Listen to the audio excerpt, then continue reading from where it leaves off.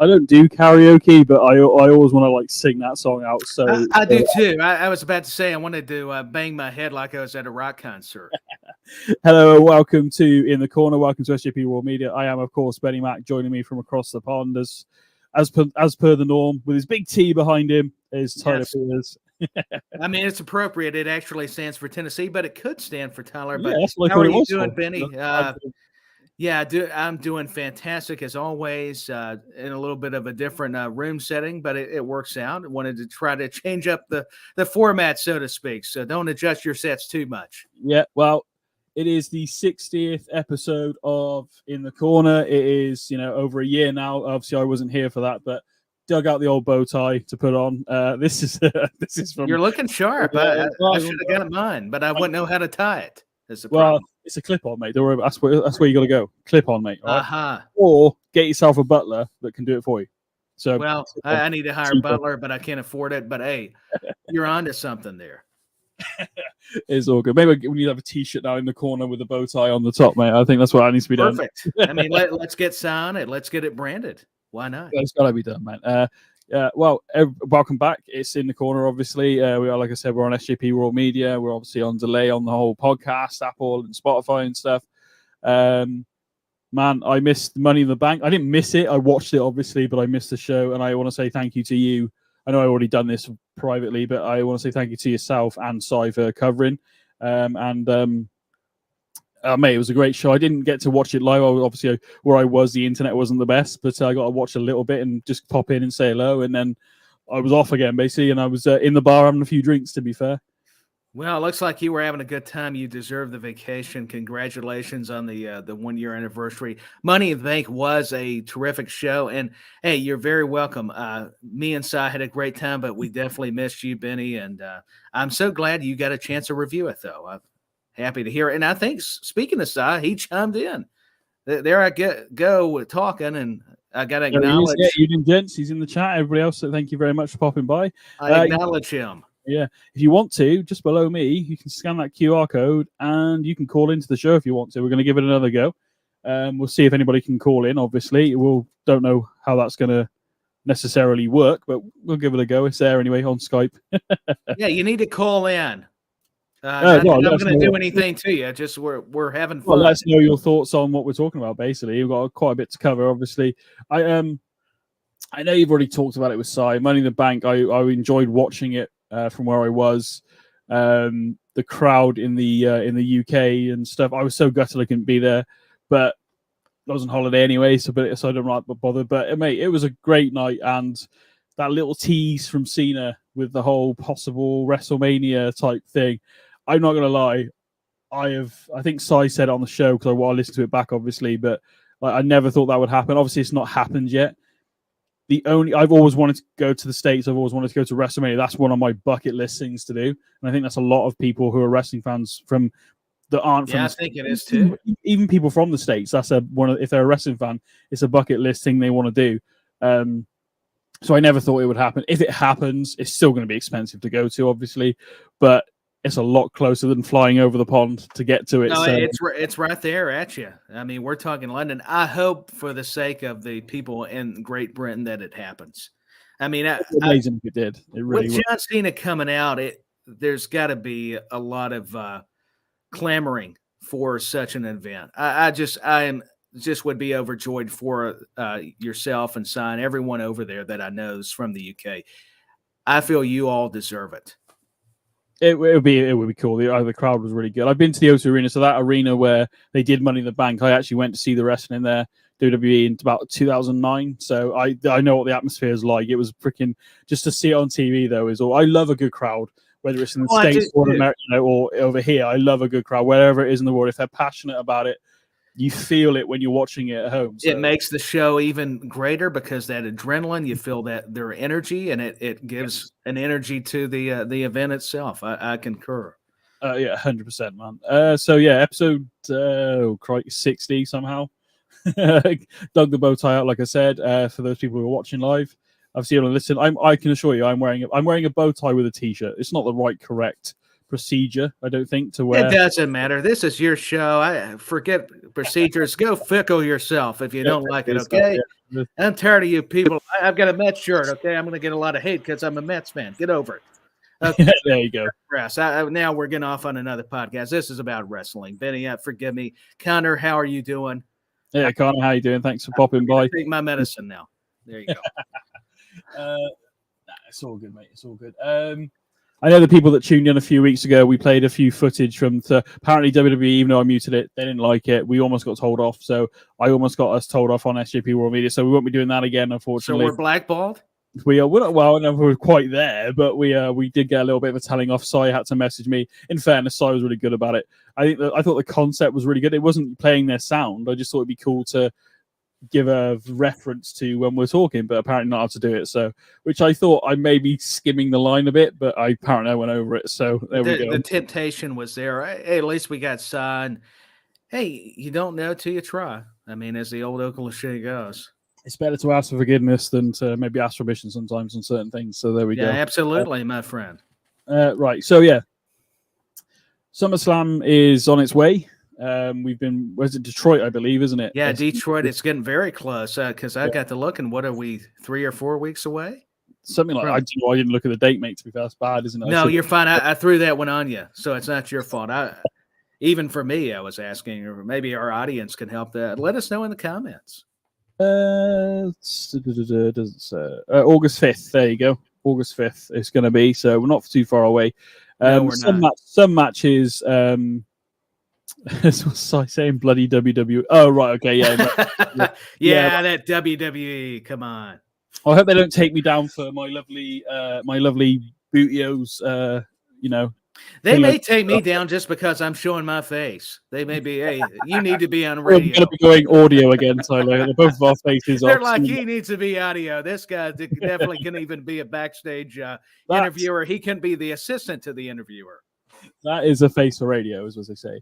There we go. Anyway, oh man, we gotta talk about a few things. There's a couple of little things. Again, they're not Webosphere stuff, but we're gonna move back to SmackDown a little bit. And or a little bit of Money in the Bank, because obviously you guys already covered that, so I don't want to go too much into it. But Jay versus Roman. I think again, it's going to happen.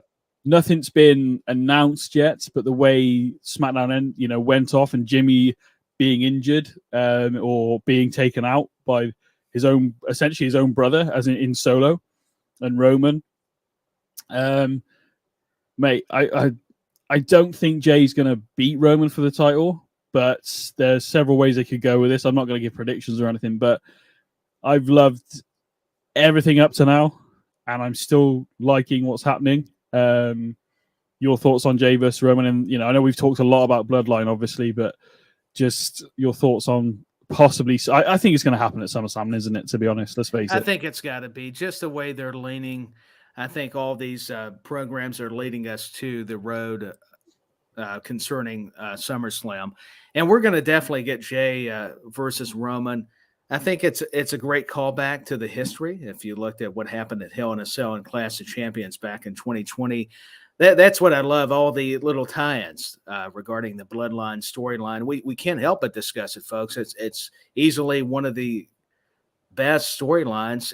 I mean, it holds up at least. I mean, if you're comparing the stories in professional wrestling, you want to call it sports entertainment, whatever. I think it's going to be a magnificent match because you've got Roman, you've got Jay, you've got all the parts, Heyman, you've got Solo, you've got Jimmy. And, the anticipation keeps growing. Now, I don't know if Roman will be on SmackDown this week, but what happened with the tribal court situation that transpired between all the relatives, including the wise man, and normally it's Cy Powell, but it's Paul Heyman in this instance. In this context, yes. Yeah, exactly.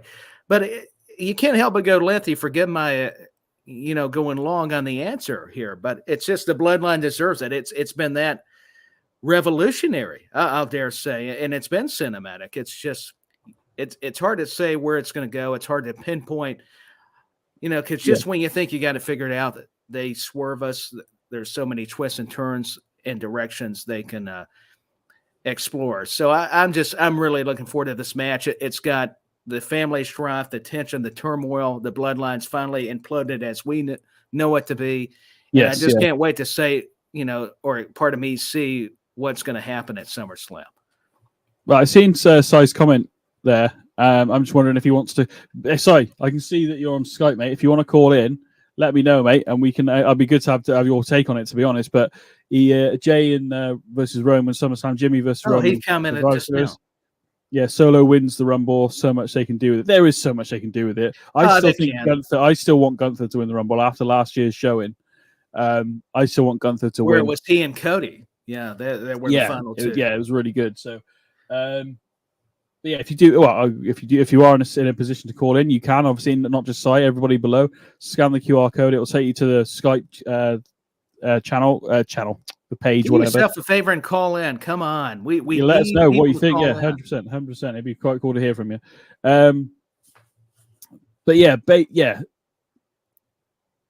oh, hang on, James in the chat here. Let's go to that quickly. The Bloodline storyline is a great storyline since Jack the Snake. No, Jake the Snake. Yeah, I think he meant Jake. Yeah. I was about to say, I don't remember Jack the Snake. That could have been a cousin that's how do you say it? That's hidden. I don't think that's the right word. Unanimous. Boy, I need to go back to school. The model Rick Martel. The great storyline, to be fair. I don't see the story is about Jay in the sense of, and it all started with Jay, didn't it? It did.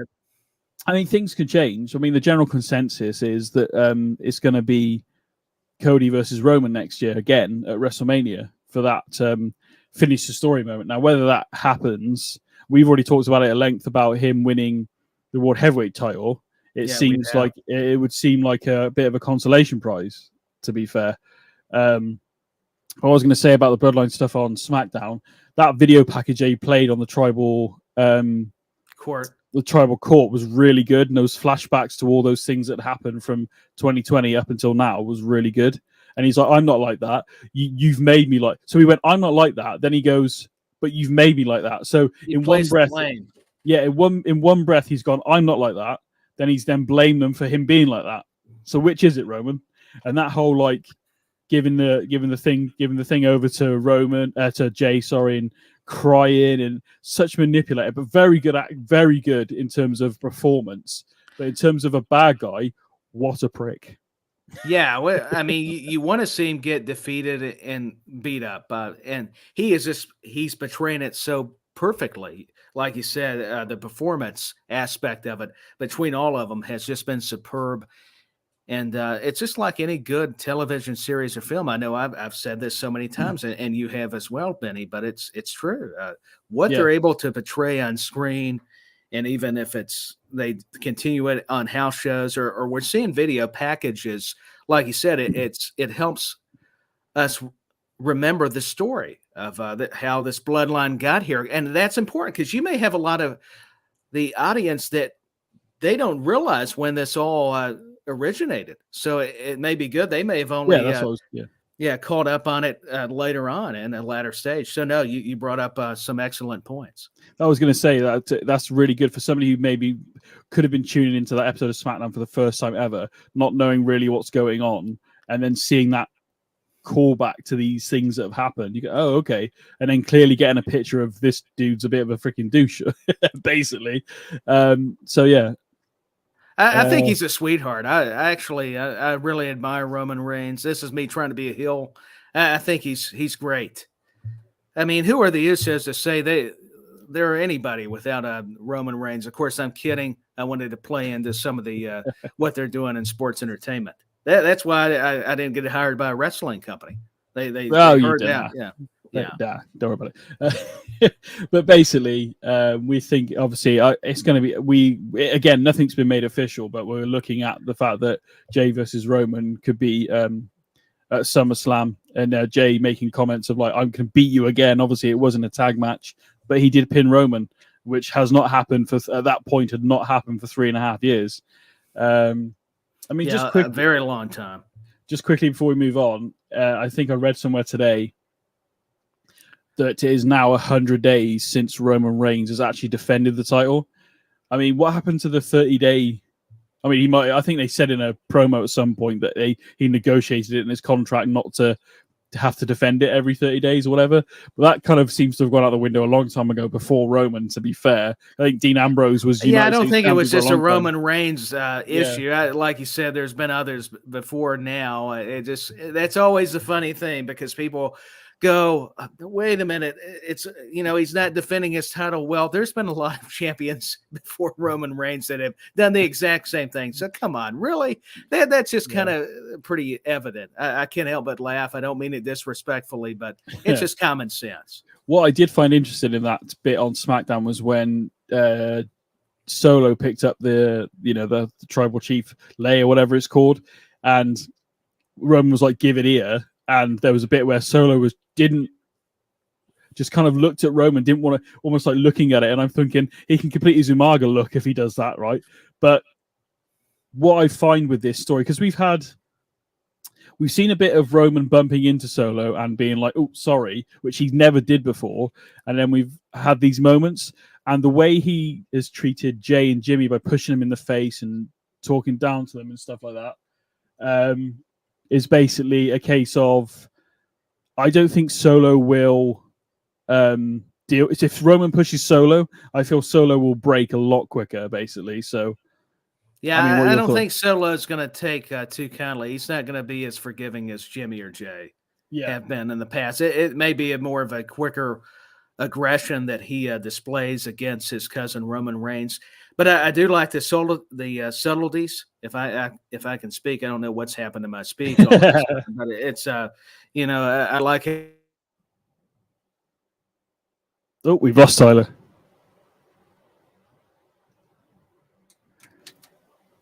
We're going to take a call anyway. Tyler seems to have disappeared, but Sai, can you hear me? Oh, you're very quiet. Oh no, the calling thing's not working. Hang on. I wonder if I just done my audio wrong. Sorry, we're only live. Don't worry about it. Hang on. Talk again for me, Si. So professional. I can't. Can you hear him, Tyler? Oh no. You hear me now? You're very, very loud.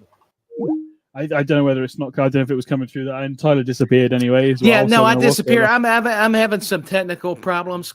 I guess I shouldn't have said anything about Roman Reigns. I did hear a little bit of it, so forgive me. It's not BenNny. It's on my end. That's what I get for trying a different location. I need to go tell myself to go fickle myself or something. Come on, this is. It's funny. You just have to laugh. Man. It's live sometimes. But no, I was just going to say, going by what you were saying last about Solo and Roman. I do see that eventually happening. I'll just make it quick because I've even forgot what I was trying to say. I think it was a little intricate part of me, say it plural. My goodness, it's got me all conflicted now. But I do agree. I better stick with that. I'm digging the hole here.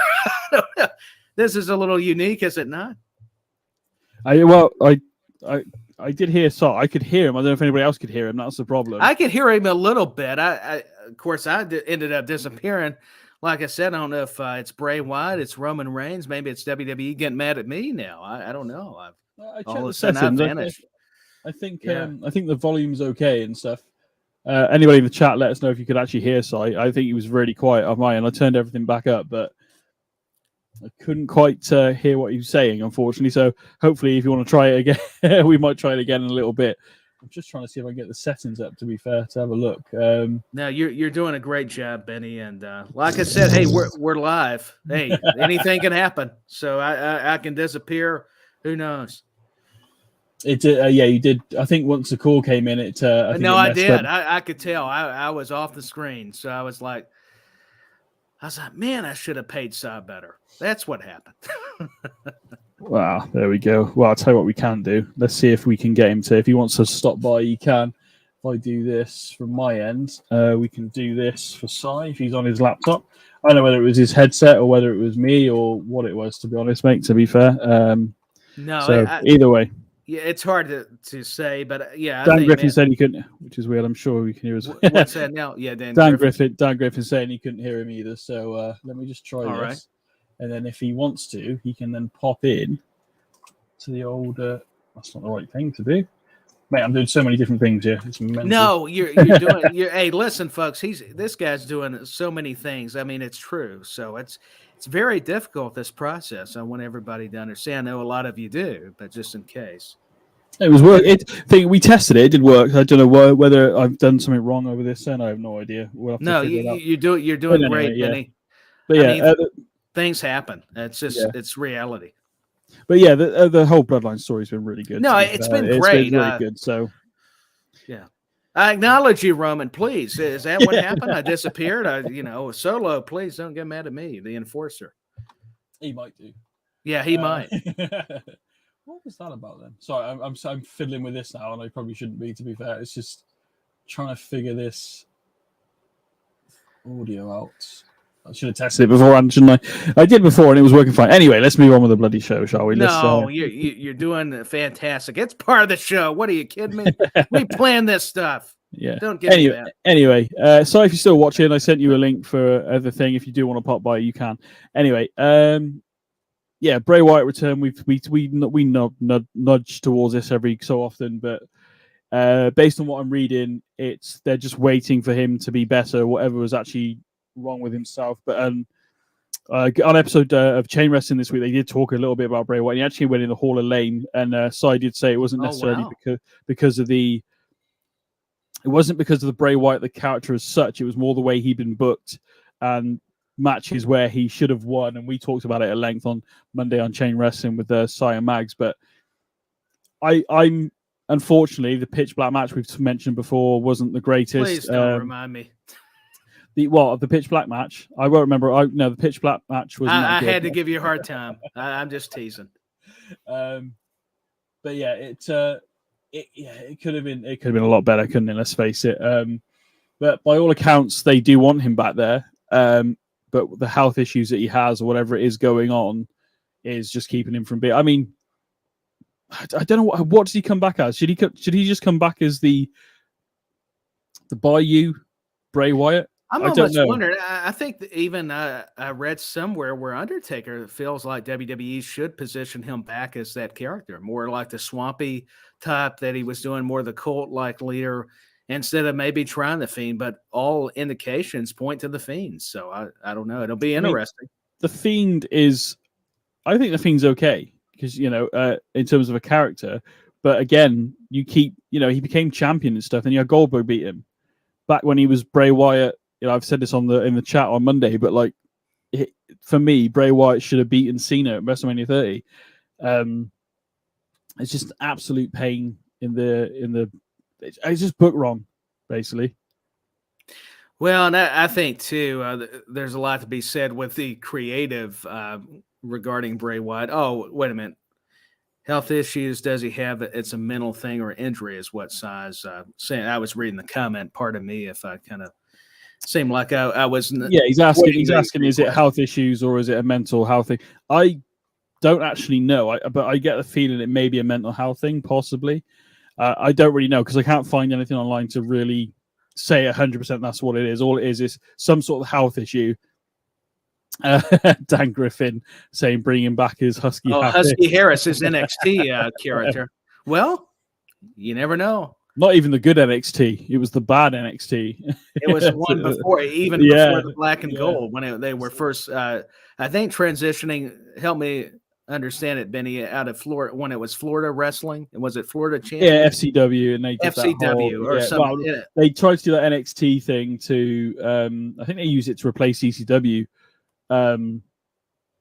And when they experimented, that didn't go well. Yeah, well, they had Ryback was in that NXT group, that Nexus group as well.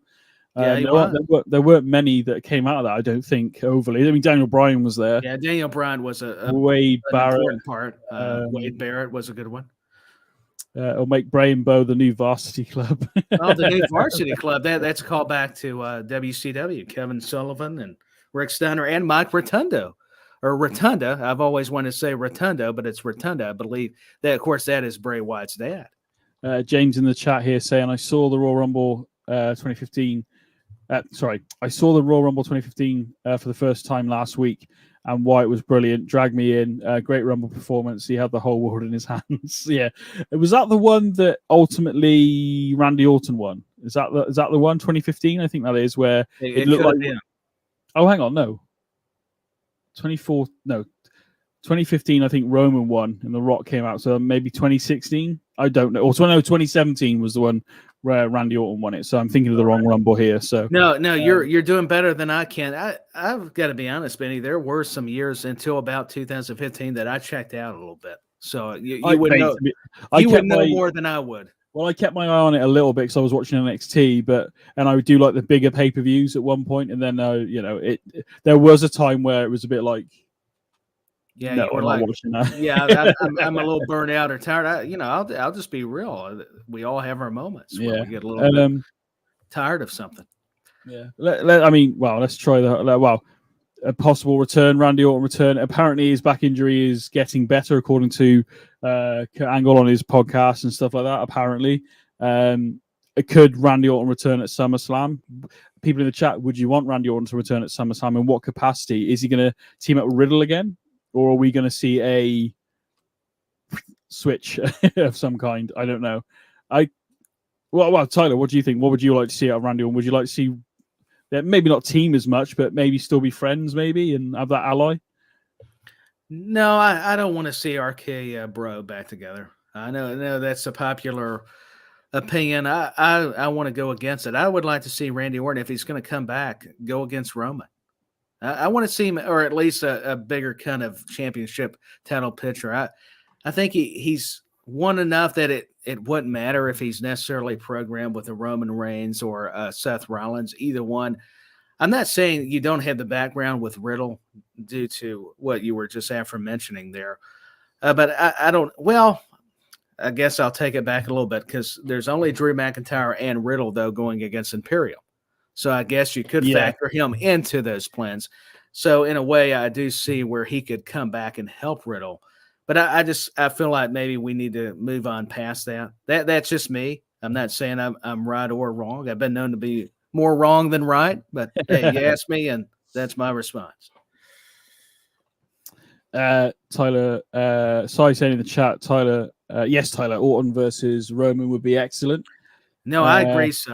I think they would tear the house down, as they used to say. Or maybe they still do. Dan Griffin saying there has to be a Randy Cody feud in the works. That would be, I think that would make more sense, to be fair. No, I mean, that one would work too. No, and you're right. There's a lot of history there. Yeah, it doesn't have to happen straight away, but it definitely could be a really good feud, the whole Randy. Because again, we talked about it before on the show, but there is literally that inbuilt story, isn't there, with Legacy and that whole early era of Cody's career in WWE. With, so that Ted really DiBiase Jr. Wasn't he the other member of Legacy? Yes, he was.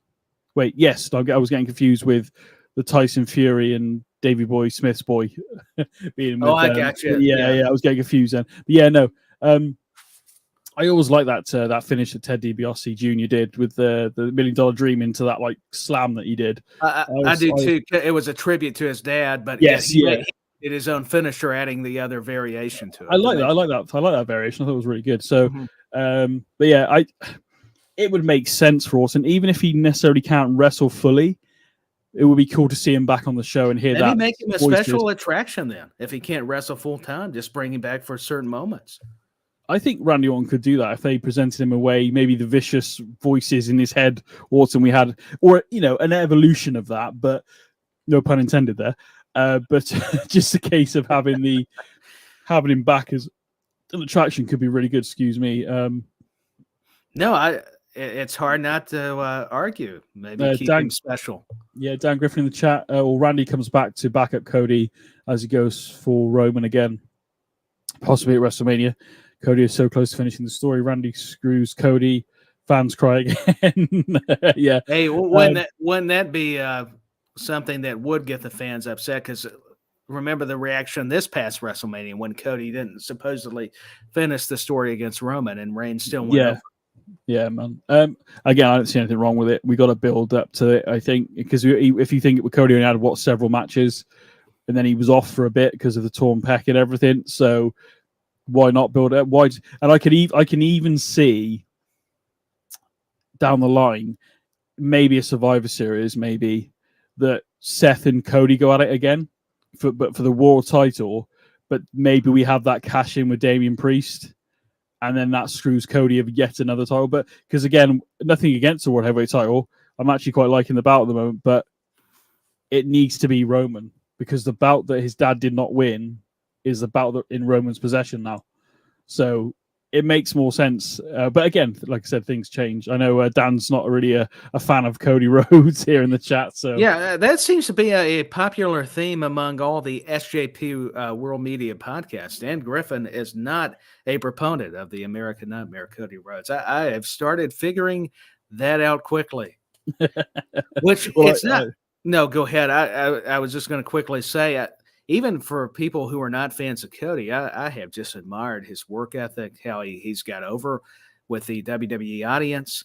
And it doesn't need to be Roman, a Facebook user. I don't know. Facebook user, you need to, I believe, you need to allow the thing in order for your name, or put your name at the end of your comment so we know who you are, because I don't know. Yeah, because it's important. We want to know who you are. But yeah, definitely.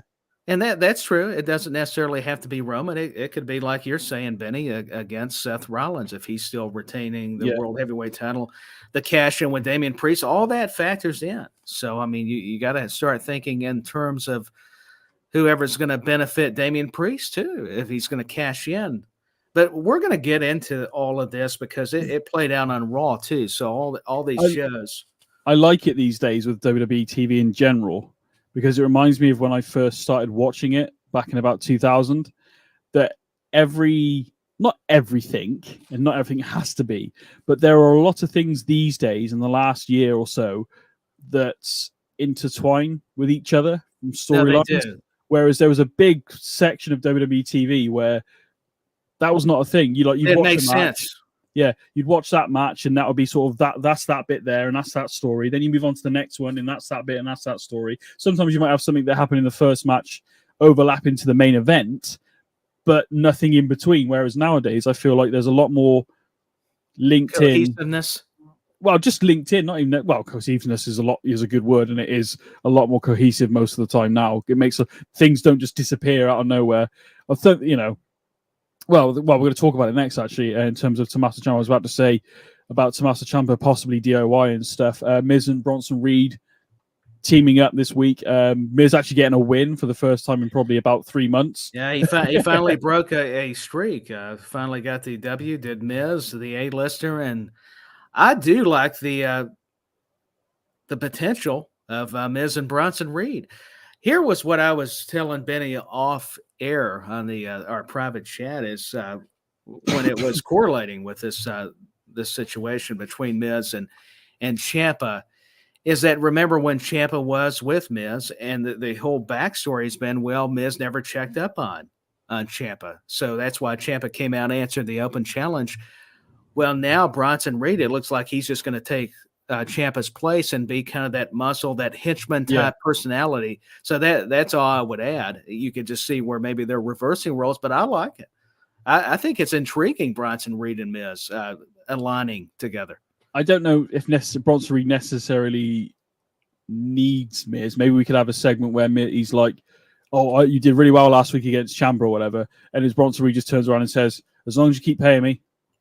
That's all he needs to say, because just needs a payday. Just needs a payday. So, because Bronson Reed at the moment, I'm not quite there, like fully. Maybe like when Solo Sikoa's music comes on, stuff's going down, is what I mean. But with Bronson Reed, yes, I've got that vibe with him. You think this is going to be a pretty good match, and he's going to beat somebody up. Basically, is what I'm getting at. But I don't know. It would be good to just have that little moment of just like Miz has no friends. He just pays people to be his friends, which is a common theme over the years. It would be sensible due to how Miz's character is, how his personality. He's looking to be conniving, and what better way than to pay off people to help you get to victories or do jobs for you. And I don't mean that in terms of wrestling, but literally just to whether to beat somebody up or get involved like Bronson Reed did with his match in Ciampa or with Ciampa. Gosh, I've got to correct myself a lot. I can't speak English. If I put you off, I've come back and you were used to Sai last week, and I'll put you off. Basically, is what's going on. No, you've not done anything. It's me. It's just one of those weeks. Oh my goodness. Pardon me. Well, I wonder if it was Matt Lewis in the Facebook chat a minute ago, because Cody doesn't need to beat Roman; he just needs to win the bout. It could have been. Very true, but I think it would mean a lot more if he beats Roman, based on Roman's run, the length of time he's had the bout. You are right; he doesn't necessarily need to beat Roman, but then who does? I think it needs to be that bout for me. It needs to be that undisputed Universal WWE Championship, because that's the bout his father never held.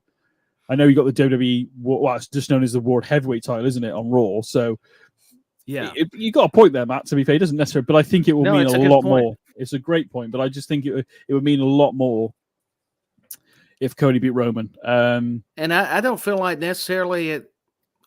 I'm going to play devil's advocate. Does it have to be Roman holding that title? I think that's what Matt's getting at. He's basically saying, yeah, doesn't necessarily need to be. Yeah, Roman, that's what he was saying. Yeah. My goodness, Matt, help me out. Goodness gracious. I think you might. Again, I can't disagree with you, Matt. To be fair, Matt, I don't think so. I think Jay beating Roman is a bigger story. Again, things could change. There's an argument to be made. Yeah, Matt's absolutely. bringing up some That's very valid points. He's helping me out because he brought up the point, and we've said, haven't we, since we started this, that the story is about Jay and Roman. Does that bout need to be involved? You could probably have Roman. I think Jay actually beats. I think Matt might be right, but the way it all seems like it's playing out, again, we could be wrong. And if I'm wrong, and is SummerSlam Jey Uso's time? That would be a freaking. Can you imagine the pop? Can you imagine how big of a deal it is? It's a big deal that Roman got pinned at Money in the Bank. So yeah, no, I agree. I think, to me, Solo even beating Roman. Solo, yeah. Not even Cody getting involved. No disrespect to him or Jey Uso or Jimmy. I mean, some of those other options you have to look at too. It's a fair point, actually. We've been spending this whole time thinking that Cody's going to do it, but actually somebody from the bloodline to do it could be very interesting. In terms of the bloodline, I know we're talking about Miz and Bronson Reed. We've ended up back onto this, but could you see Paul Heyman maybe getting behind maybe a Solo Sikoa and almost like turning on Roman, and with Solo as his next sort of... I could see speaking of The Price is Right, and I don't mean just a game show. I mean, literally, I know that's where people are going to go. Yeah. Tyler Barker. I like Bob Barker. I loved his appearance in Happy Gilmore. What is this show turning into? It's my fault. But anyways, I think if Paul Heyman sees, hey, I've got a future with this guy, and it would really help elevate Solo if he had Heyman, and they would turn on Roman, because think about the heights that Roman's character has got. So to me, that would, if you're going to be establishing new talent, and especially Solo, not that he's not established, especially now, for crying out loud, but it would just further assist his journey. Yeah, 100%. Let's move on to another group who are having some issues. My picks at Money in the Bank, I was torn between LA Knight. I wanted LA Knight to win, but I thought maybe Damian Priest. I think it's in my blog that I put out. Which was a fantastic blog. Check it out. BenNny wrote a nice blog before he went on vacation. I read it. Well, hopefully you're going to do a bit more of that when I get a chance. If I can't necessarily do something like this, I can talk about it in word form, so it's all good. But yeah, we can. In terms of story, Matt just made a good point with story. Then it's a bloody good, valid point about it being Jay or Solo. It doesn't even have to be Cody. So he's right. As long as Cody finishes the story, I suppose. But again, like I said, anybody beating Roman, whoever it's going to be, it will just to the moon, as they say. So. And you need Cameron Grimes. I mean, I can't do the accent. I'm not even going to. No, don't worry about it. You don't have to do the accent. That's who I think of. But no, it's true. It would rocket him to another dimension if you could even use it, because the way Roman Reigns, like we're discussing, he's just on another level. I mean, it's really remarkable what he's been able to do. Yeah, I mean, in terms of Judgment Day, then. Finn Balor, I thought Finn Balor had a valid story. It's been 7 years in the making with the whole first Universal title and all that kind of stuff. But Damian Priest saying he wasn't going to cash in and kind of distracting Finn, and then we've had the same thing the week after on Raw and stuff. When the Damian Priest looked like he was going to cash in on Seth. It's going to end up. I don't know whether we're going to have a Finn versus Damian for the Money in the Bank briefcase, or whether maybe Damian does cash in on Finn, or maybe it looks like Finn's going to beat Seth and Damian cash in, so we have like a triple threat. There's so many options with this. Again, there's so many options with the possible imploding of Judgment Day, not just Bloodline.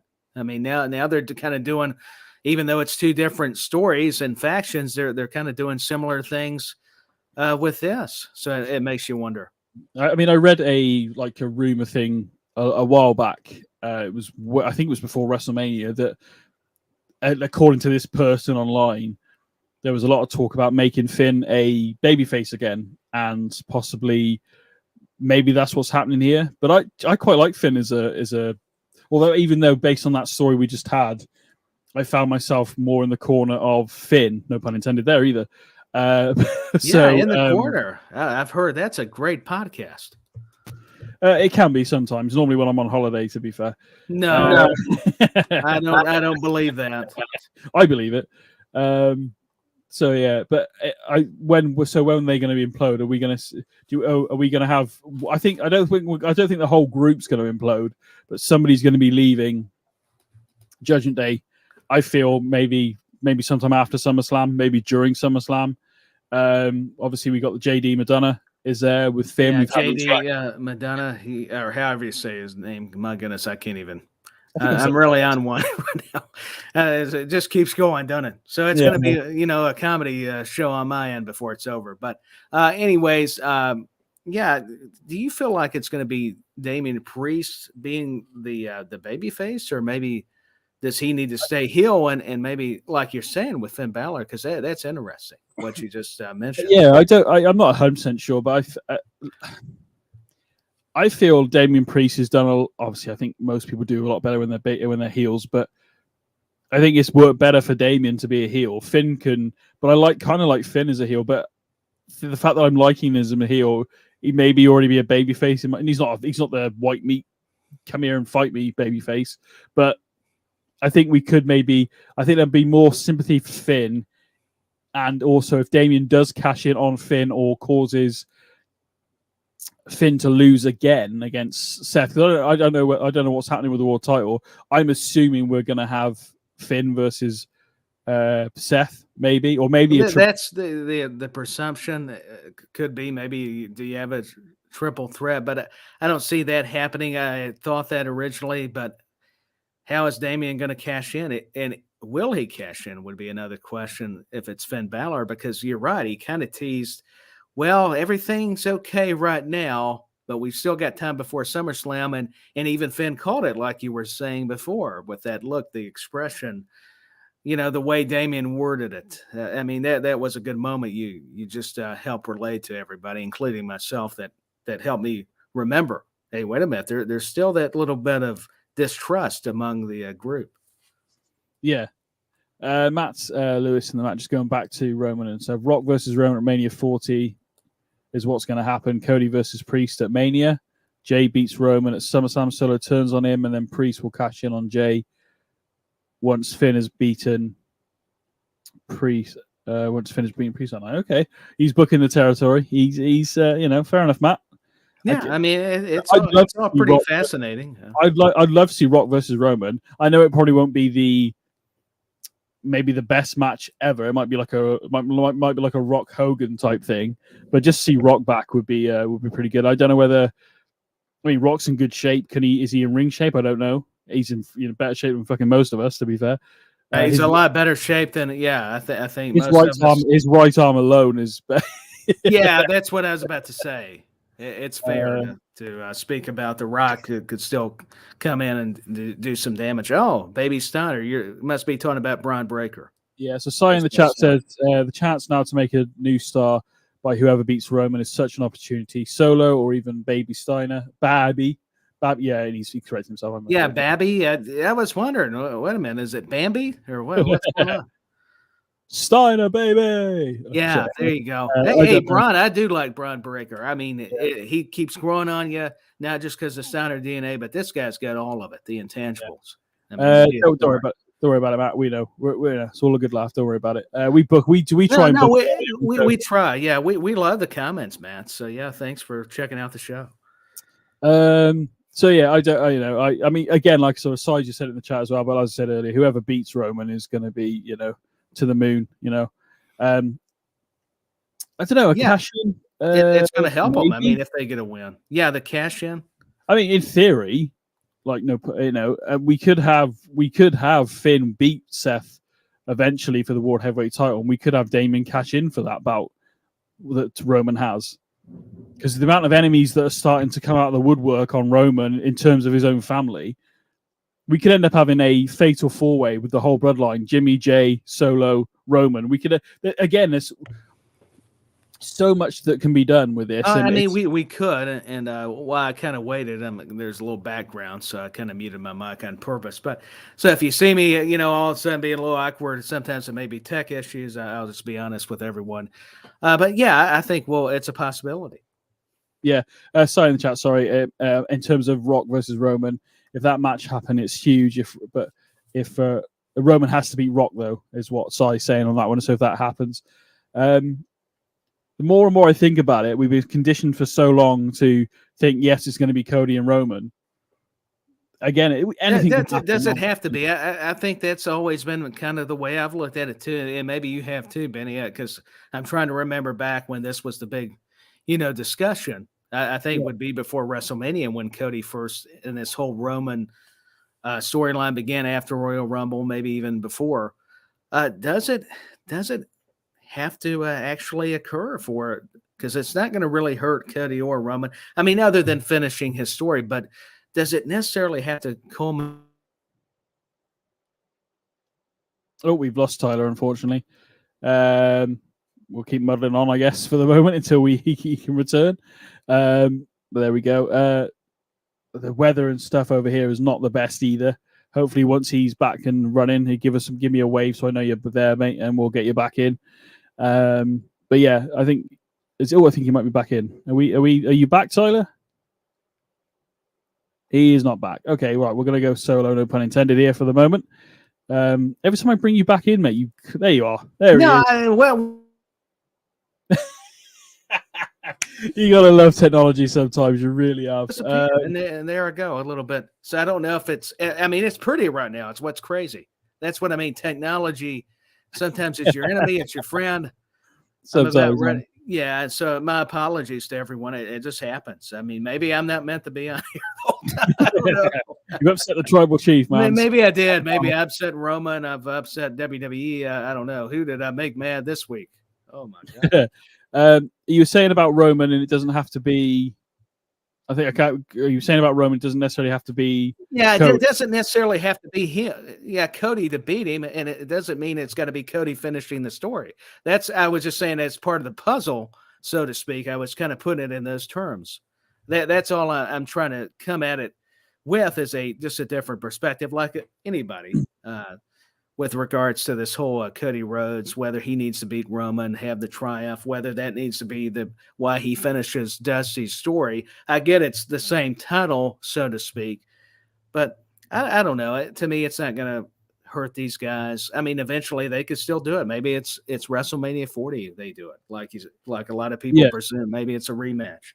Doesn't mean I'm not for it. We're always trying to see what other viewpoints. That's all I'm saying. Yeah, definitely. I mean, I hadn't really thought about. I mean, I thought maybe Jay is going to be the guy to beat Roman, but because of the whole Cody thing, I didn't think, maybe that's not going to happen. But Jay can still beat Roman at SummerSlam, but not leave with the title.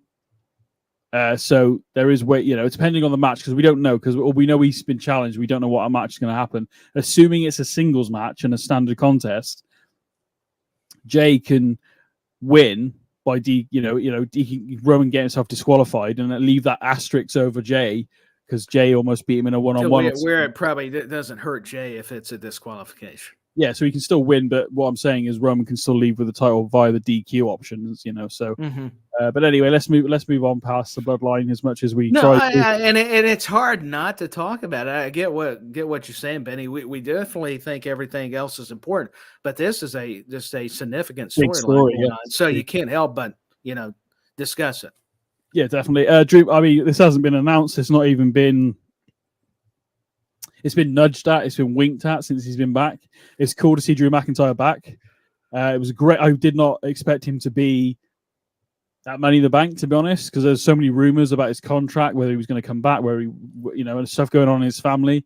Same with John Cena. Like, I didn't expect John Cena's music to hit at Money in the Bank. I had flashbacks. I did not. I mean, I was shocked like anybody else. But yeah, Drew McIntyre looks he always looks freaking good, mate. He's looked. Oh my god, me and Cy talked about it last week. If I was built like him, I'd be comfortable taking my shirt off because that guy looks like a Greek god, and no wonder women are shouting, "Take your top off."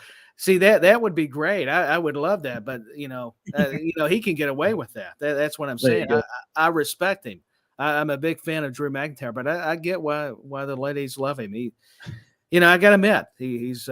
Well, I better quit. I'm digging a hole here. But, what I'm saying, I'm a fan. What the heck is going on? I think me and Cy talked about it last week, and it's all flooding back to my memory, and I don't know how to kind of describe it, so I'm throwing myself off.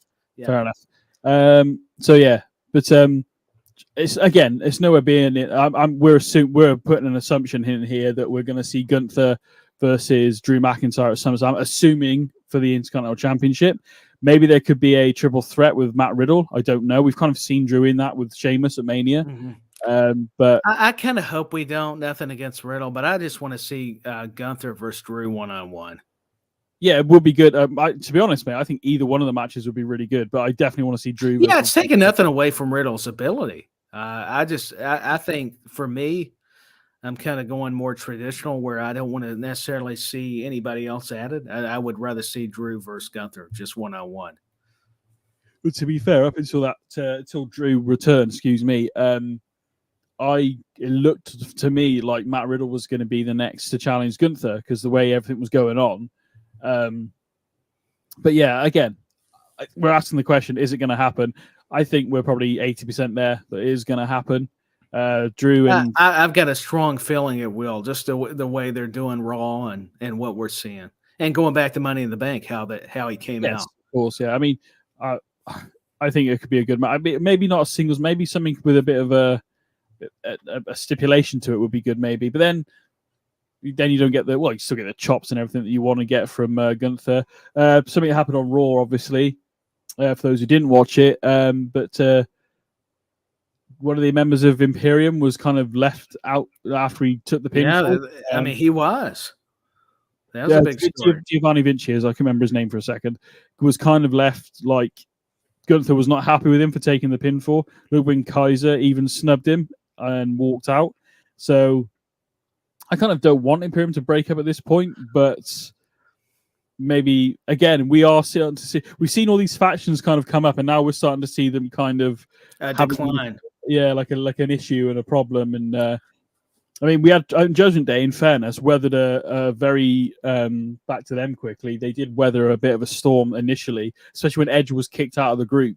A lot of people thought they did, because at first a lot of people were worried, like, how are they going to survive? And they proved everybody wrong, even if it wasn't, regardless of creative. I would say in terms of factions, you can't argue. It's not even an argument in terms of who's number one.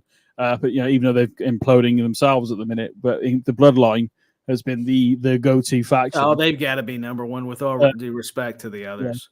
Yeah. I'm going to say, I mean, the chat might disagree with me, but I'm going to say Judgment Day is number 2 and Imperium number 3.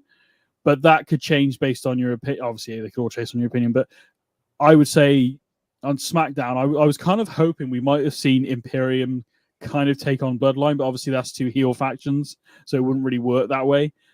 And at the moment, we're not going to necessarily see Judgment Day versus Imperium either, because again, both heel factions. But yeah, so it kind of puts you in a tough spot, even though it's not like it's been too uncommon to do. But at this point in time, it would be a little, you'd be perplexed to kind of do that, I guess. I don't dislike the LWO on SmackDown, but they are very much like Well, yeah, and it's their presentation. I get what you're saying. I don't know that they necessarily fit with that. I can believe them actually dethroning a Bloodline, a Imperium, or a Judgment Day, and that's nothing against Rey Mysterio or the talent they have. I or mean, even the LWO concept. yeah, itself. Going back to the old WCW idea. But I kind of liked the Legado del Fantasma thing they were doing. They was just starting to build up a heel faction. But I guess they needed to counteract it with a couple of face factions. I think they got so many heel factions. They probably did. They probably needed to turn them babyface. Yeah. So the question is: do we think Gunther versus Drew McIntyre at SummerSlam? I think it's almost. I think it's gonna happen. Gotta happen. Gonna happen. Whatever. Whatever I was trying to say. Man. Moving on to Raw a bit more. Zoe Stark actually defeated Becky Lynch. It wasn't necessarily clean, but what's next? Because we got Trish walking around with a broken nose or whatever's going on with a Hannibal Lecter mask she's got on. Right. But man, she still can pull it off and still look beautiful. So credit to Trish, even with the face mask. I mean, I got to be honest. Yeah. Yeah, fair enough. But in terms of the story between Trish and Becky, I feel like it's fizzled, mate. I mean, Zoe Stark's added a bit of fresh thing to it, but I think overall, I'm not overly brought into the Becky Trish rivalry at all, really. I still think we'll get that rubber match with them as well, because just to finish it out, probably to finish the storyline. Zoe Stark, I'll tell you, I knew she was talented.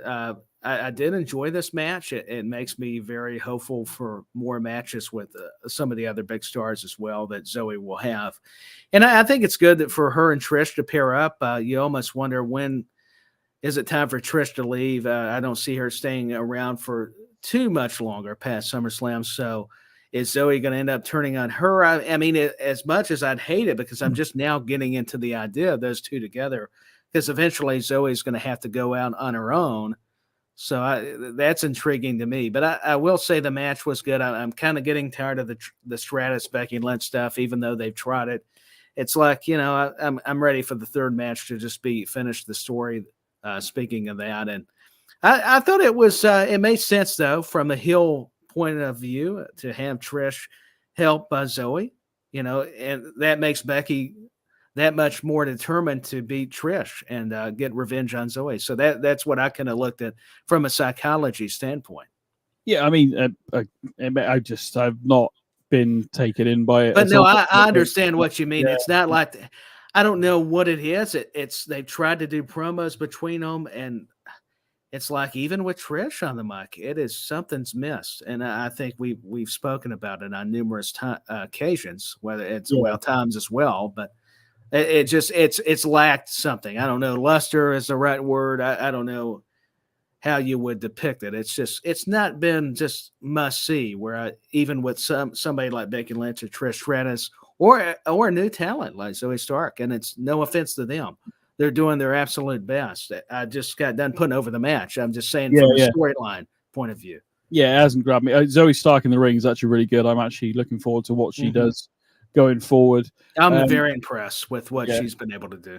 I mean, talking about people turning on people like Shayna Baszler at Money in the Bank, I didn't see that coming at all. Now, when they put them back together and made them tag team champions, like, right, here we go. We can build the women's tag team division. They've unified the titles with the NXT and stuff.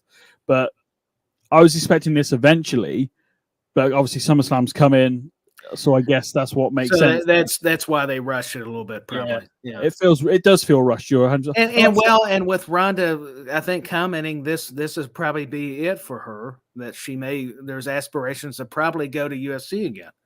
So maybe that's it. Maybe so. I did read that as well, that apparently she wants to possibly go back to UFC. I mean, I don't know.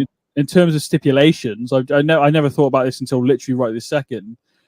But you could do Ronda versus Shayna in a fight pit match, because that would fit right into that concept. Would make sense, but due to their backgrounds and the way they could work a wrestling match too, they could. Shayna Baszler, I've rated since she came into NXT. I like the Ace of Spades, the Queen of Spades thing she does. Not the Ace. Yeah, it's Queen of Spades, isn't it? Yeah, it's Queen of Spades. Yeah. No, you're correct. Yeah, what am I on about? I'm thinking of the Motorhead song. I enjoyed her work in NXT. When she came up to the main roster, again, didn't quite. She's managed to hang on didn't click, but finally, I think maybe, and I also heard too, and you never know if it's always factual, but Triple H was trying to finish up some certain storylines. So you wonder if we that's what I mean by be patient, because he had to finish out Pride Creative, and with certain people, he's able to. We're seeing just that with like Shayna Baszler. Now she's reverted back in Ciampa to their old NXT days, because I think why fix something when it wasn't broken? I mean, yeah, definitely. But yeah, Shayna Baszler, I've been a massive fan. In fact, when we used to do our GM mode stuff on the gaming channel, Shayna Baszler was one of the first women I used to pick for my women's division. Yeah, I just liked her, and I love that arm thing she does, where they put their arm on the mat. And oh my goodness, it makes me cringe. It's like the Pete Dunne effect with the fingers. The same effect when she's doing the arm. I mean, there's a lot of parallels. Oh yeah. Oh, there's the visual if you're watching live. I didn't mean to flip you off. No, I see what happens. You're like, well, he's going to screw up this show, sabotaging me. I'll show him. No, I'm just teasing. Sorry to chat there. Yes, BenNy Baszler is awesome. Yeah, no, Shayna Baszler, I think, is make her that. I mean, I wasn't too keen on her hoodie with the thing on. It didn't look quite right on her, but her in the ring, I think she's freaking amazing. And her promos when she's able to have the platform. That one on Rousey from the week before. That was very good. It was. So you kind of put in that ring work with the promo, and then it'll come together, and it'll be if Ronda's on her way out, fine. I think also that Shayna Baszler, this will be her opportunity to chase for a title. Yes, finally, she's overdue for that, because she was a great NXT Women's Champion. Oh, she was so dominant. I mean, the way she was presented was appropriate, because that's how she needs to be now. That's how absolutely. She needs to be that fighter, that not a Brock Lesnar or a Ronda Rousey, a Shayna Baszler, but come out and do those things she used to do for impact, for emphasis, and be really good. Because the credibility, like you said, with Lesnar, Rousey, and her, even though they're all three different, is there. I mean, it's present. I'd love to see that Ronda Rousey, Shayna Baszler match in a fight pit. Why not? They could do it at SummerSlam, because absolutely, certainly that's probably what's going to take place at SummerSlam, is Baszler or Rousey. Well, hopefully so, and I hope it's not. I mean, they might go down the road to the submission match because of their background, I guess. Oh, but, the submission match concept. Maybe not even a fight pit match. You could still have a steel cage. Just have the cage around them, because of the. Obviously, there's going to be the nod towards UFC because it's bloody Ronda Rousey. So why not play into it? And why not? Yeah, because prior that she had her success with the UFC, and Shayna Baszler, I think had some chances with MMA. I don't know if it was quite the UFC. I'd have to read up on it some more, but definitely came from the same kind of shoot background. And now shoot background can mean different things, because you've got it not only in UFC, but also with the wrestling too. So some of them have that too, and the judo for Rousey. And you think about Gene LaBelle and Billy Robinson, who is from the UK, legendary wrestler, I think trained Shayna. And he was the guy that would teach him manipulate those joints. And she does it almost, I mean, it's perfect to where we're cringing. So that I mean, you've got the knowledge of the past. I've got the knowledge of the present. So no, you've got great knowledge. I just I'm reading about it too, like anybody. I'm googling it because I'm a nerd myself. I want to know more about them. I'm probably they're thinking I'm nuts because it sounds like I'm stalking them. No, it's just that I love knowing their background. Yes, yeah, okie dokie. No, it's good to have you, because some of the older stuff I don't know, because I was not a fan of WWF until 2000. So my knowledge. Yes, I've gone back and watched old tapes and stuff, and Hell in a Cells and all that kind of stuff. But even older than that, I know of people, I know names, but I don't necessarily know the stories. Imagine if Baszler just squashes Rousey at SummerSlam in less than a minute. That's a way to put her over on Rousey's way out. Yeah. I mean, and they might do it. That's not a bad way, because if it's going to be Rousey's last match, then I would think you'd put Shayna over. It makes sense to me, 100%. We'll see how it plays out, but I'd love to see them in a cage or a fight pit. Like I said, I think that makes perfect sense for the style that these two can bring. Because we had it with Matt Riddle and Seth, last in Extreme Rules. It was Extreme Rules, and then they've done it at NXT before it changed. Yes, yeah, definitely, yeah. So what I mean by that is we had that Matt Riddle's got that MMA vibe about him because he was an Ultimate Fighter, wasn't he, as well? I think so. Yeah. So quite he was one of these, yeah. So, and Seth, Seth's a good wrestler. So, but what I mean is you've now got these two people that are submission specialists to a degree, wrestling. I mean, they did a really good on Raw. They had that scrap on Raw, but it wasn't punching each other. It was takedowns and submissions. And submissions, and it was. We don't get enough of that now. See, and I like that when you can work it into a wrestling style like those two can. That is something I will say that I underappreciate about Rousey and some of these MMA type, and like what Riddle can bring. That makes sense because even in amateur wrestling, you would see a lot of what they call the shooters come in, like the Briscoes, and a lot of people don't realize, and maybe a lot do, how tough really Jack and Gerald Briscoe were. They could really stretch you. I mean, and of course they worked it into a wrestling style, but as far as amateur doing that. I love watching it. I know it wasn't the best segment on Raw necessarily in terms of crowd response, but I love the fact they were rolling around, and then Ronda I did too. And then Baszler had her, and then Baszler rolled out the ring, and it was just she knew how to escape because you notice how the urgency of getting to the ropes. I always love that. That's all part of the story too, because like you said, their backgrounds and making this more personal. Eventually, Shayna is going to have to avenge taking the big knee. That was that big moment last week. Yes, yeah. I mean, it's not because it's been rushed. I was like, really? You're doing this now? But the more we've just talked about it now, Tyler, I'm actually become it's made me more excited. Yeah, absolutely. We were thinking the same thing. Yeah, so it's been really good to. It's always good to show you. It says wrestling on the poster. And let's be fair, just because Rousey may not be the biggest. Or the more popular, maybe that's the word I should have used among fans sometimes for the things she says. A lot of times she can back it up though in that ring, and that's what I mean. That's why I think, and I'm not saying fans don't realize it.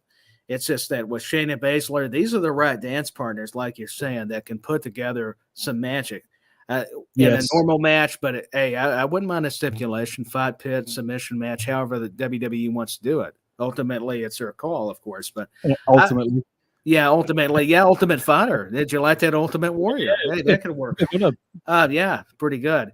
I'm not the wordsmith I hoped I aspired to be. As you can tell, I messed that up. But no, it's good. What was Sai saying before I Sai in the chat says wrestling. It says wrestling on the poster. Not a fan of the too much punchy, kicky bullshit. It has its place, but yeah, you're right. I also with commentary. I love the people on commentary. I love Michael Cole's enthusiasm, Pat McAfee. I don't mind Corey Graves. I preferred Corey Graves with Mauro Ranallo back in NXT. That team worked really well. Yeah, Mauro was excitable. Mauro Ranallo was like, he was never going to replace. You're never going to replace JR. And I'm not saying he would replace JR, and nobody should replace JR. But what I'm saying is Mauro Ranallo was the closest. For me, because you had Mauro Ranallo who had that boxing sports. No, he did, and he was involved in wrestling. I think prior. I researched it. But then you had the Corey Graves who was a wrestler like the King. So that was the closest for me personally. I'm probably get torn apart in the chat now, but that was the closest for me personally. But Mauro Ranallo, when he'd say the certain words and they'd call the moves, which we're lacking on the main roster, and NXT at one point used to call the moves. And they go punch, kick, punch. Oh, he's down. Okay, he just did a DDT. Can you not just say DDT? I know they do. They're saying it a bit more and more now, but we still have that thing of they don't call the moves anymore.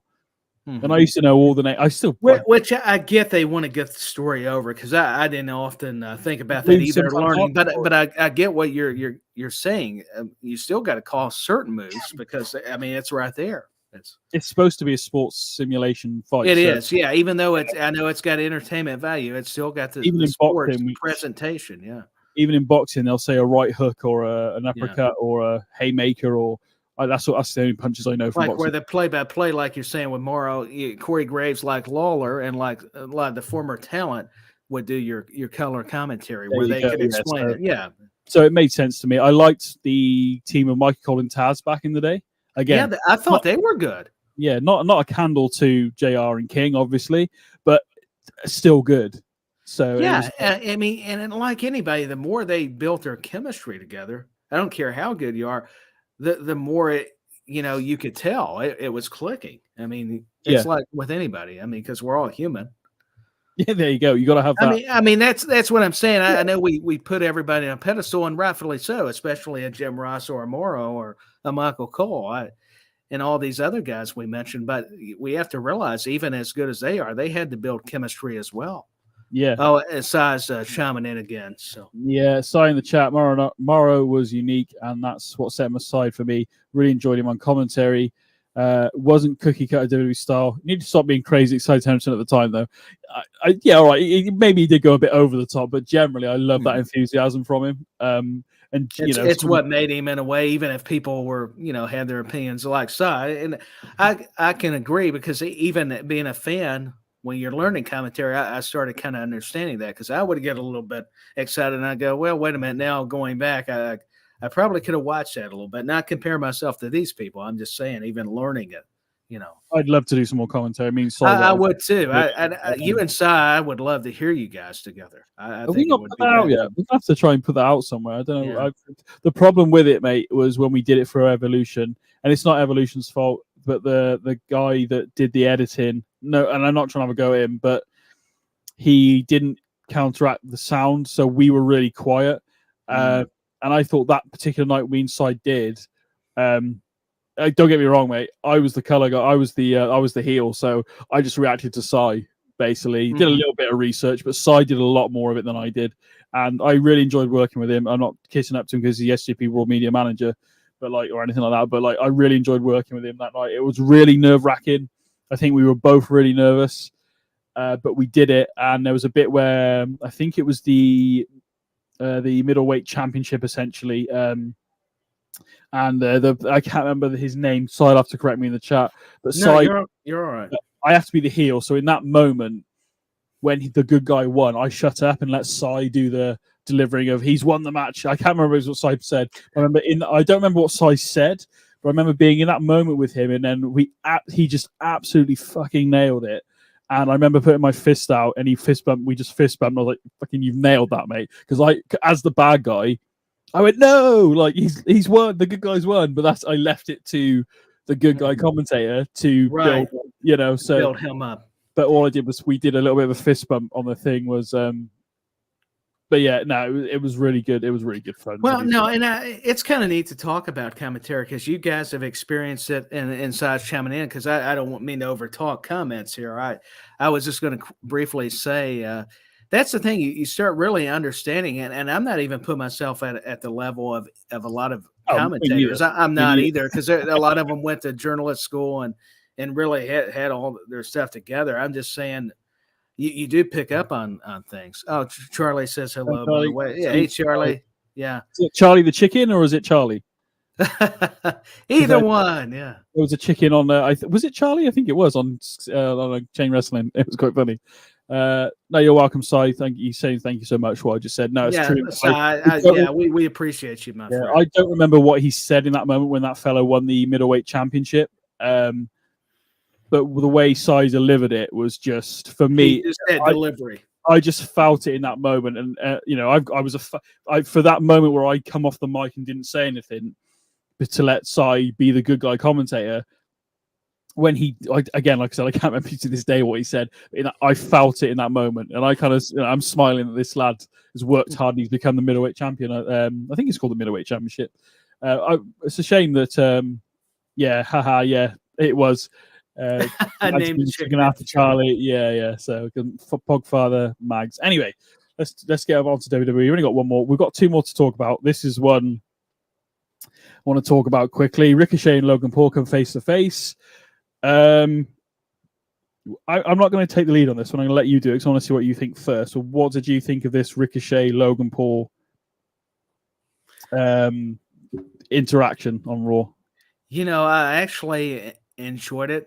I was worried it was going to maybe be a little phony just due to how Logan Paul carries himself. Not that he's not talented, for those who are going to probably come at me for saying it. I thought, the only problem is I like that Ricochet and Logan Paul engaged each other, and the jump's impressive. And I do get why you had to put something in there pretty spectacular. And I even wowed at it too, because Ricochet's amazing, and so is Logan Paul, both tremendous athletes. And due to the promo, I get it now. It's just, to me, even though I found myself having fun with it, it came out a little too hokey for me. I was wondering where you're going with it, but I'm glad. Even though, because I had to take myself back away from just going ooh and ah, over, and then Logan Paul. It wasn't that it was terrible. It was just sometimes with these kind of segments, and Ricochet's never been a strong promo guy. It's no disrespect to him. I'm not a strong promo guy. I wouldn't know how to do it. So I'll take a shot at myself. It's just that we know what he can do in the ring. But he does have to speak for himself, that maybe he needs a mouthpiece, but Logan Paul doesn't. But even Logan Paul, though I don't know the script or what he was given. I would have liked these guys to not be scripted so much right here. I think that is kind of a Achilles heel in wrestling, and maybe that's a little old school terminology. But no, that was just my takeaway in a nutshell. Other than just the spots, I mean, even the promo lacked. I mean, because he said you're unprofessional. I wanted it to come off or come across as more personal. I felt like even when he hit the move, it was still a little bit, Ricochet just kind of said something, and then that's it. I don't know. What was your thing? I don't remember anything Ricochet said. I don't either, and I think that's a telling sign. Right, Logan Paul, right, you've already touched upon it. Logan Paul is, right, so this is supposed to be a reality-based, I'm thinking of it as, so let's place me in the ring as Ricochet, right? And this is if somebody was talking to me genuinely rather than a sports entertainment thing. But so Ricochet, so on Logan Paul's podcast, Logan Paul called out Ricochet, called him unprofessional for what happened at Money in the Bank. I think it's a work. It's it's just using his platform to promote what he's doing. So now we have them face to face in the ring. All right, Ricochet tries to be respectful at first, because he respects what Logan Paul's done in the ring. And I think most of us who watch Logan Paul can go, for an outsider, you're doing really well. Does he know if something went seriously wrong in a match, which it almost did at Money in the Bank? Would he know how to... He'd have to be led by his hand to finish it, let's face it. And he'll learn that as he goes. The more he does this, the more he'll learn. And I'm not taking that anyway, because you can be green. He's green, let's face it. He's bloody good, but he's green. He is then called a wrestler of 20 years unprofessional. Is that not the most disrespectful thing you can say to a wrestler who's been in it for 20 years? No, so it is. I mean, it is a cheap shot, but even if it's a work, I mean, it's a good work, but it's definitely of a proverbial low blow. How I feel it should have went down is the flip. I've seen Ricochet do that before. I saw he did it with Velveteen Dream in NXT. It was really good. In the moment, it worked. This time around, I was like, wow, you did a flip. Okay. I want to see, you've called me unprofessional, Logan Paul. Why don't you get in the ring and come in, get me? Why don't you come and prove that I'm unprofessional? And be like ready with fists, because he's called you unprofessional at your profession. The flip would have made more sense if because Logan Paul's already called him out. He actually said this, like, you do moves for TikTok. Logan Paul said this, you do moves for TikTok. So, then Ricochet could come back with something else, and then Logan Paul could be like, "Well, you could, you wouldn't be able to catch me. I'd be out of here so quick, you wouldn't be able to catch me." And then Ricochet could have done that flip then, and it would. I'm here now. Let's have a fight. And then also when they finally did come to blows, he did the fucking sliced bread on the outside of the ring, punched the guy in the face. See, I think it's too many high spots sometimes. When like you're saying, punch him. Just make it feel that's where we want to suspend our disbelief and make it seem real. Yeah. I mean, because I do watch the modern stuff, because that's why I'm on here with BenNny. It's not that I'm trying to sound disrespectful or take anything away, but if we're going to be honest, that segment came off not poorly. That'd be a little too harsh, but just not good. Not well. Maybe let me put it like this, like you're saying, not where two guys seem to be mad at each other. Maybe that's the better way to put it. Yeah. We talked about Shayna Baszler a minute ago with Ronda Rousey, and Shayna Baszler delivered a great promo against Ronda. Yes, the crowd are into it as well, which helps. But there was nothing barely any response to Ricochet at even all. when Logan Paul, other than just the initial reaction, it was like the crowd kind of settled in.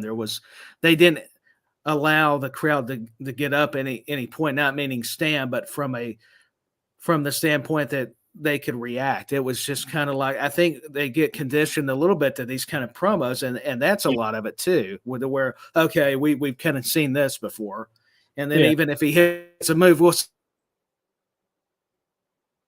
Oh, we've lost Tyler again. That's not good. Hopefully he comes back in a moment. So yeah, as I was saying about the whole hopefully Tyler will be back in a moment. It's all going wrong today, ladies and gents. My first show back, and it's all going wrong.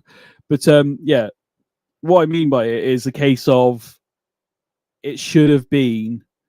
I forgot where I was at now.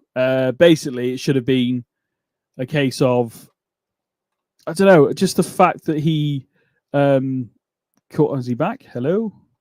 No. We'll leave it on there for a minute. Hopefully he's back. He's back. You're back, Tyler. Yeah, I'm back. As soon as I make a point, it's not happen every time. It's had its moments, but it's like now Ricochet. Maybe I'm making those guys mad. Logan Paul. Yeah. I don't know what it is. My point really was that, like, the fact that he's called him unprofessional, I feel like Ricochet was like respectful. When Logan Paul started calling him unprofessional again and started, even during your promo, they're still chanting my name. You just do flips and stuff. He should have turned around and been right, boy. Me and you are gonna fall out basically now, or whatever. He should just punch the guy in the fucking face. There should have been a fight. That to me, that was just kind of let's just do our moves like Logan Paul wanted to punch it, and he kind of waited too long. I mean, to me, he's like, how could you fool him? Yeah. It was like a cartoon run on the spot. It was. It's like, okay, he's so far away, I'm going to turn back. And even though I know I can punch the guy, and then I'm like, well, that was another problem I saw. So in the chat there, yes, lads, all the stunts and flips are okay in a match, but a fight, no. Never seen someone do a moonsault in town. No, you're correct, son. Yeah. My point is, he's calling you unprofessional. You're an outsider. Yes, you're good. I acknowledge that you're good, but you're now being disrespectful to me. And there was no fire in Ricochet whatsoever. No, you got to have something. Yeah, and then talk about like with some wrestlers, like a Steve Austin. Imagine Logan Paul said you're unprofessional. Steve Austin wouldn't have had to said a fucking word. He would just looked at him. Yeah, his expression would have changed. He'd been like, come here, boy. I'm going to whip your ass. Like, you're going to stop a mud hole. Yeah. And then get a beer afterwards. Have the scrap outside the confines of a wrestling match. When the wrestling match starts, then you work up to these flips and flops and all that kind of stuff. But what I was trying to get at was, we talked about Shayna Baszler and Ronda a minute ago, and I've always been a fan of Shayna's work in ring. Mm-hmm. Seeing that promo that she did against Ronda also proves that she can talk and has potential. Whereas Ricochet, yes, he's good in ring. Yes, it's good for your YouTube bloody hits and stuff. Not that I want to agree with Logan Paul. My point is that it needed to be more fire, and that was not there. And then he hit him with sliced bread outside the fucking ring, and then even the exchange that he had. That's what I meant earlier. Yeah. There was nothing. There wasn't no substance, I guess would be a word. There you go. I mean, they'll put on a good match. Of course they will. It'll be visually spectacular, but promos have to get you interested. That's one thing, like you're saying about Stone Cold. Not that they got to recreate Stone Cold. That's not what we're saying. But you knew when there was a star like The Rock or somebody, it meant business. I mean, you knew something exciting or dangerous was going to happen. Yeah, there you go. Like Undertaker could just do a. Oh yeah, Undertaker, another great illustration.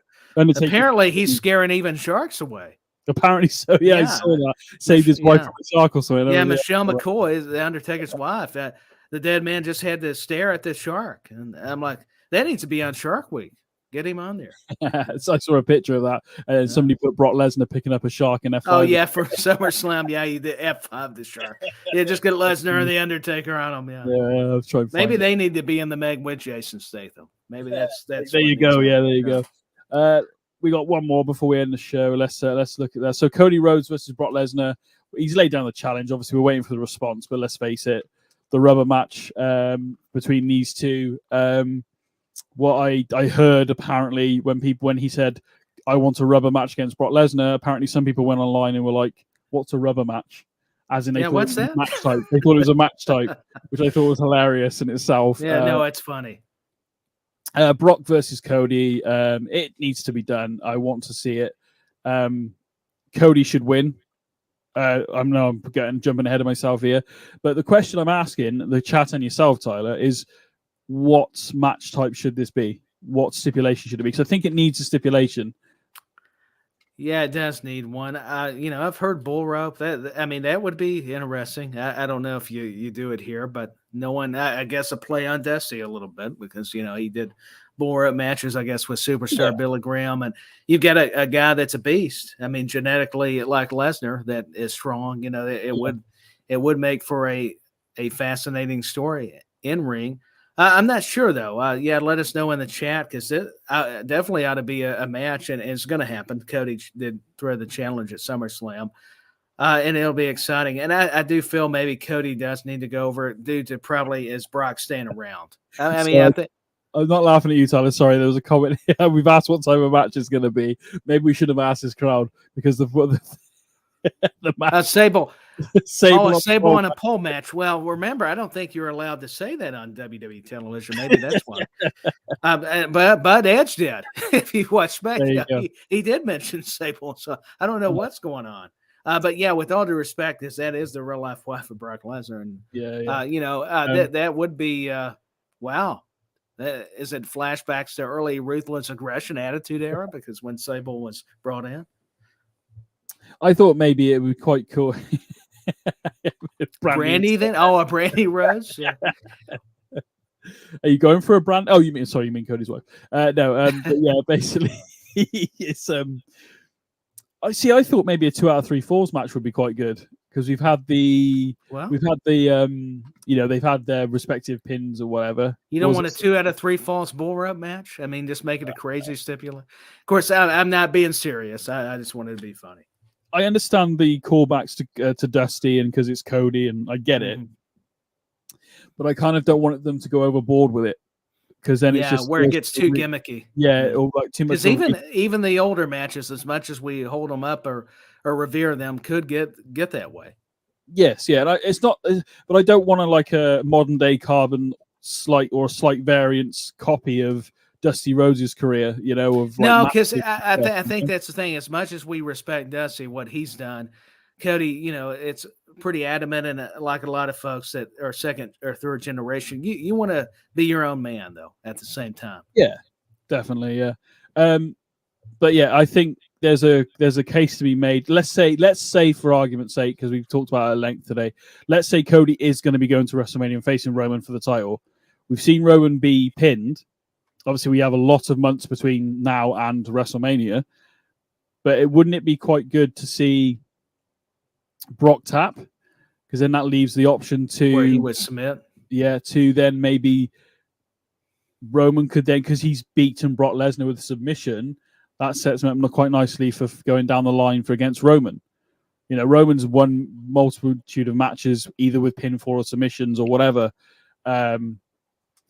I wouldn't say he's won too many with submissions, but he has won them. But I don't know. It's just if you're going that way with Brock, with Cody and Roman later on, I just maybe having Cody win by submission, because then he's beat Brock by pin, out wrestled him with a pin, and then he's tapped him as well. So I mean, it makes his stats look good going against somebody like Lesnar, that especially the return and everything.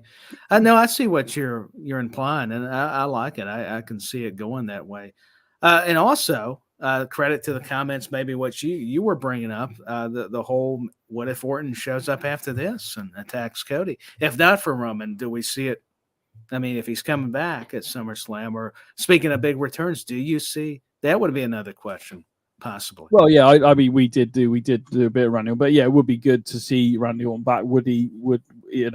I think there's an inbuilt story for like we said at the top of the show. There is one, and I get caught up in the Roman Reigns stuff too. So forgive me, I'm probably guilty. No worries. People are like, man, he's acknowledging Roman Reigns. Well, yes, I am. To be fair, I would still. Dusty loved. Oh yeah, the bunkhouse brawl. That's right, side. Bring the bunkhouse brawl back, baby. I don't know what that is. Well, aware of this. you know something. You're gonna have to go back and watch the Bunkhouse Brawl, baby, if you will. Cause funkier than a monkey, if you. Mate, your Dusty Rhodes is so much better than mine. Well, I tried. I've got to polish up on it. It's no Mate, Paul that's Bearer, mate. I said it before on the show, but mine Yeah. came out German somehow, so I can't even do it. So it makes no sense whatsoever. I just think of that as like a southern redneck guy with soul, man. But I love it. It's not a knock; it's a compliment. And that's how you think about it. I just wonder where the chat would go. Whether would they prefer Jay to beat Roman for the title, or would they prefer Cody to win the title? Tyler Rhodes, baby. Yeah. Sprinkle a little bit of that dust there. Let me put a charismatic, charisma is what I'm trying to say there, baby. Yeah, there you go. Mate, that's brilliant. Mate, I got to get you to record This is the In the Corner doing. Yeah, well, In the Corner with Ben and Mac. I may have not been able to say it with English, but something about when I get into the American dream. It's not about me though. It's about Cody finishing the story.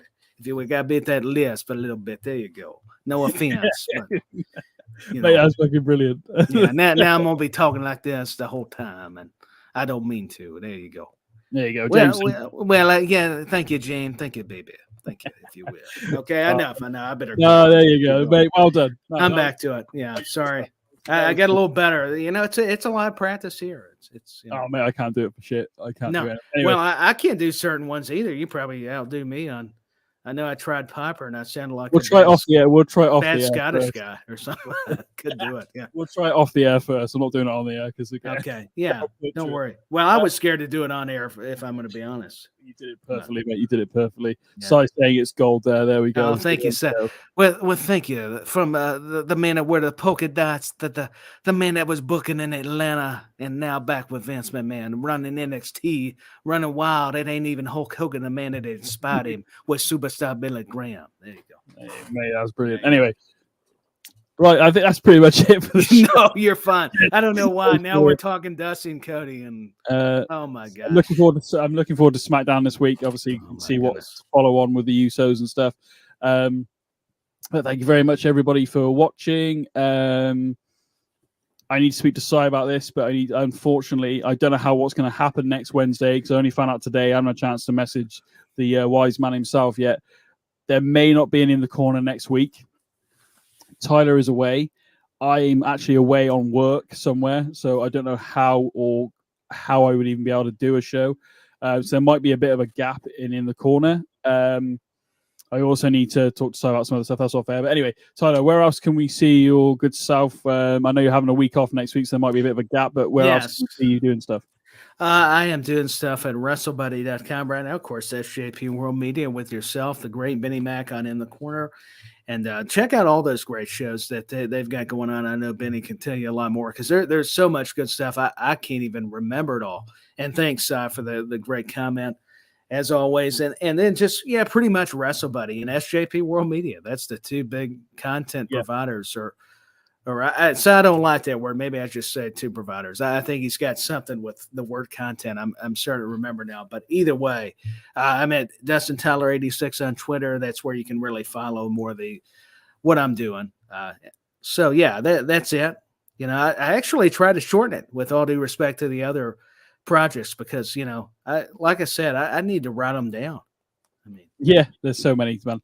Well, I'll tell you now, on SJP World Media, obviously you have chain wrestling on them. I need to get the schedule, but chain wrestling, you've got yourself when you get to do it, back when. Back when, and I didn't mean to forget it, but when we can do it. It's just been kind of tough right now.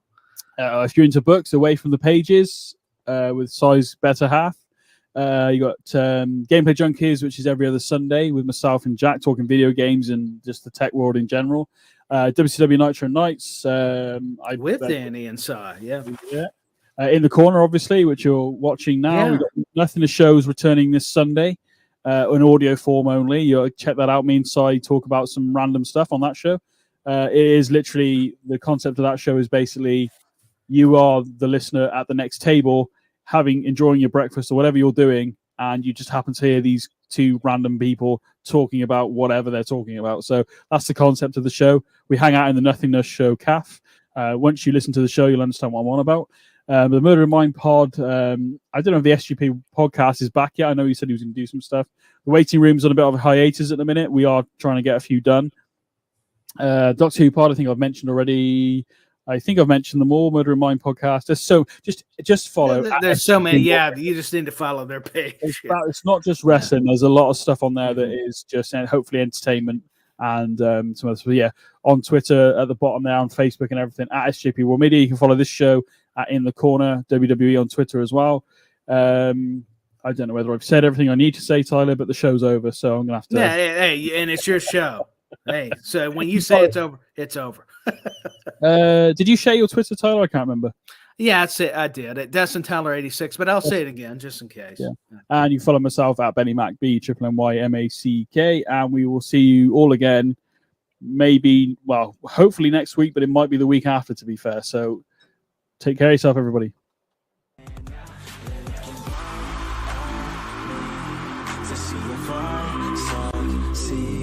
To see if I believe they're looking up to me. They want the best of me now, best of me now, best of me now, best of me. They want the best of me now, best of me now, best of me now, best of me.